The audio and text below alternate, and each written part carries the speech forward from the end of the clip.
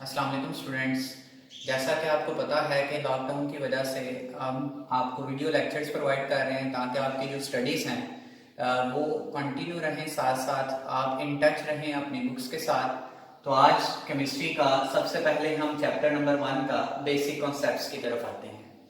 Basic concepts का जो हमारा पहला लेक्चर है उसमें हम हिस्ट्री के बारे में थोड़ा सा डिस्कस करेंगे, एटम की हिस्ट्री के बारे में, उसकी डेफिनेशन के बारे में, एटम के एविडेंस के बारे में और उसके एक्सरे वर्क के बारे में कि उसके मुताबिक हमारे पास क्या एनालिसिस आता है।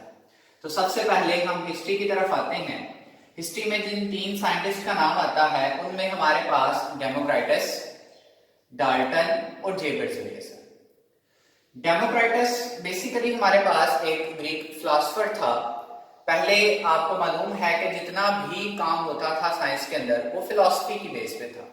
उसमें हम एक्सपेरिमेंटल एविडेंसेस जो थी वो हमारे पास कम थी। तो डेमोक्राटस एक फिलोसोफर था। इस फिलोसोफर ने सबसे पहले जो आज भी हम वर्ड यूज करते हैं एटम का, वो यही सोचा जाता था कि हमारे पास जो मैटर है उसको फर्दर हम आगे डिवाइड नहीं कर सकते। मैटर जो है ये इनडिविजिबल है और इस इनडिविजिबल को ध्यान में रखते हुए ग्रीक वर्ड एटमोस से उसका नाम निकाला गया जिसे हम एटम का नाम कहते हैं। तो इसको हम फिर आगे लेके इसी तरह से चलते हैं। क्योंकि हिस्ट्री में हमारे पास यहाँ पे काफी जो है वो गैप है, इसलिए इनके दरमियान उस तरह से रब्त नहीं है। तो हम यहां से फिर उसके बाद जो दूसरा साइंटिस्ट जिसका नाम आता है हमारे पास वो जॉन डाल्टन है। डाल्टन के बारे में आप पहले भी जानते हैं, आप पहले भी डाल्टन थ्योरी पढ़ते हैं। उस थ्योरी का जो मेन पोस्टुलेट है वो क्या था कि हमारे पास जितनी भी तरह का मैटर है वो तमाम मैटर जो है वो किससे मिलकर बनता है? एलिमेंट से। अब एलिमेंट्स को फर्दर आगे हम देखेंगे एटम के अंदर कि एटम को फिर आगे हम कैसे डिफाइन करते हैं। लेकिन हिस्ट्री में जो तीसरे साइंटिस्ट का नाम आता है हमारे पास वो जे बेrzelius का है। जे बेrzelius का वर्क केमिस्ट्री के अंदर हमारे पास यहाँ पे एज अ शॉर्ट क्वेश्चन के तौर पे भी पूछा जाता है इस चैप्टर में। हम यहाँ पे देखें तो जे बेrzelius ने 2 काम मेनली जो हमारे बुक में मेंशन किए गए हैं हम उनकी तरफ आते हैं। पहला, symbol of elements. Symbol of element से क्या मुराद है? आप फॉर एग्जांपल लिखते हैं कि हमारे पास हाइड्रोजन है, आप हाइड्रोजन को रिप्रेजेंट करते हैं H से। इसी तरह आपके पास पोटेशियम है, उसे आप K से रिप्रेजेंट करते हैं। सोडियम है, उसे आप Na से रिप्रेजेंट करते हैं। तो ये तमाम क्या हैं? सिंबल्स हैं। और ये सिंबल्स हमें किसने दिए थे? ये बेrzelius ने दिए थे। बेrzelius का जो दूसरा मेन काम है केमिस्ट्री के अंदर वो एटॉमिक मैसेस का है। एटॉमिक मैसेस से क्या मुराद है कि आप देखते हैं कि हाइड्रोजन का एटॉमिक मैस है 1, वो किसने हमें वो कैलकुलेट किसने किया था? जे बेrzelius ने।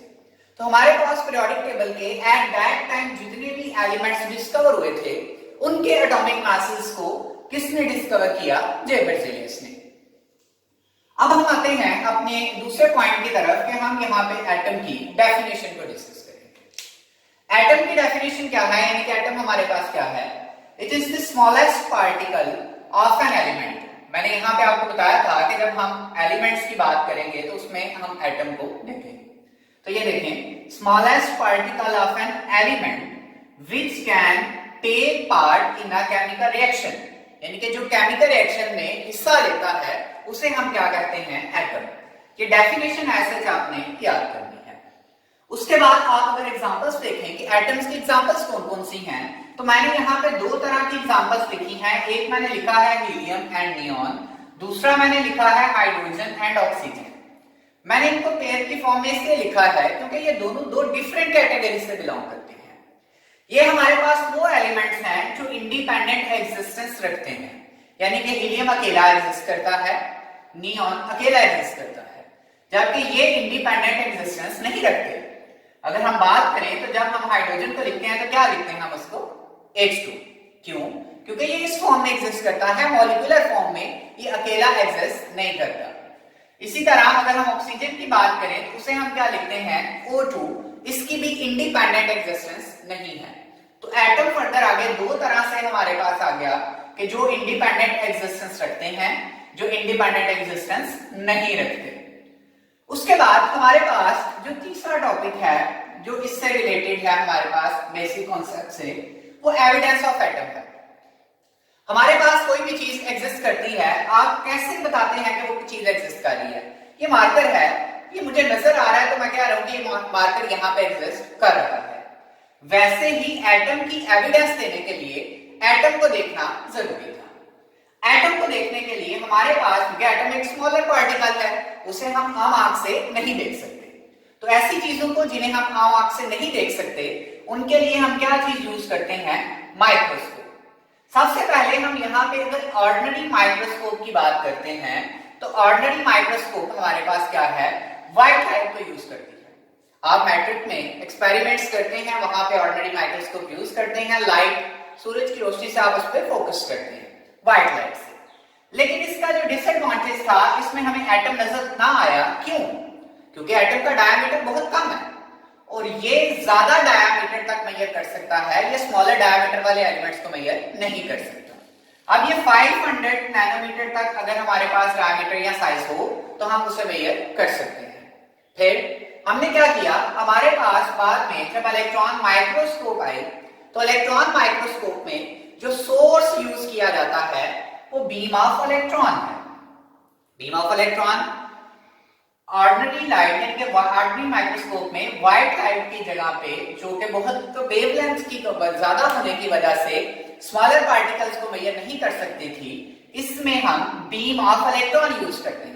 अब इलेक्ट्रॉन का साइज चूंकि एटम से भी कम है, इसलिए ये इजीली क्या करता है? एटम के ऊपर जाके टकराता है। अब सबसे पहले एटम को देखने के लिए जिस चीज को यूज किया गया वो था ग्रेफाइट पीस। अब आपके सामने ये जो डायग्राम बनाई गई है, ये उस ग्रेफाइट पीस को हमने इलेक्ट्रॉन माइक्रोस्कोप के नीचे रखा हुआ है। अब जब किसी चीज के ऊपर लाइट टकरा के वापस आती है तो वो चीज आपको क्या नजर आती है? ब्राइट। ग्रेफाइट में दो चीजें होती हैं, एक उसमें कार्बन एटम की लेयर्स है, दूसरा उसमें इलेक्ट्रॉन्स की लेयर है।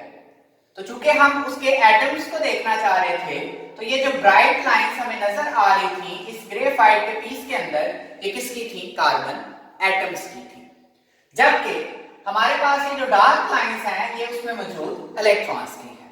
ग्रेफाइट का स्ट्रक्चर इसी तरह से लेयर की फॉर्म में होता है, एक लेयर कार्बन एटम की, दूसरी लेयर इलेक्ट्रॉन की। तो ये हमारे पास उसका एविडेंस था। एविडेंस होने के बाद हमारे पास उसका कुछ एक्सरे एनालिसिस का वर्क आता है कि एटम को एक्सरे एनालिसिस के जरिए देखा गया कि उसका डायमीटर कितना है। उसके डायमीटर के बाद उसके मास के बारे में देखा गया कि उसका मास कितना है। तो डायमीटर, जैसे कि मैं आपको यहां पे भी बता चुका हूं कि एटम का डायमीटर कम होने की वजह से हम उसे ऑर्डिनरी माइक्रोस्कोप में नहीं देख सके। इसलिए हमने क्या किया कि यहाँ पे जब उसका एक्सरे एनालिसिस से देखा तो उसका डायमीटर कितना आया? 0.2 नैनोमीटर। 1 नैनोमीटर जो है वो हमारे पास 10⁻⁹ मीटर के इक्वल होता है। तो ये हमारे पास जो है 0.2 नैनोमीटर उसका डायमीटर है। ये एमसीक्यूज के लिहाज से आप उसका डायमीटर और मास देख सकते हैं। मास की तरफ आए, मैंने यहाँ पे दो चीजें लिखी हुई हैं। पहला क्या है कि एटम का मास 10⁻⁻27 से -25 किलोग्राम तक रेंज करता है।